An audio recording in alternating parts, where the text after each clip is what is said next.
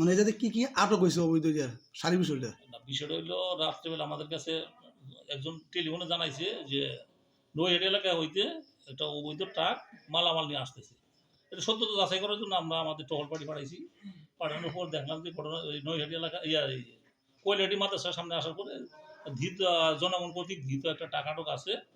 তাকে জিজ্ঞাসা করলে কে মাল কার মাল, তারা বলছে যে কামাল মেম্বার অমুক তমুক কিছু নাম বলছে, কিন্তু তারা কোথায় বলছে যে ঘটনাস্থলে নাই এবং ট্রাক ড্রাইভারও নাই।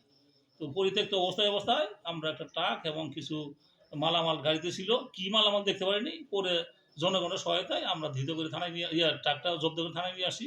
জনগণের সামনে আমরা এটা ট্রাকের থেকে কিছু ইন্ডিয়ান শাড়ি, থ্রি পিস, বিভিন্ন ধরনের আইটেম, থান কাপড়, এই মালামালগুলো পাওয়া গেছে এবং জব্দ তালিকা করেছে আইনের ব্যবস্থা প্রকৃতি। মানে কত টাকার মাল হবে এমনি?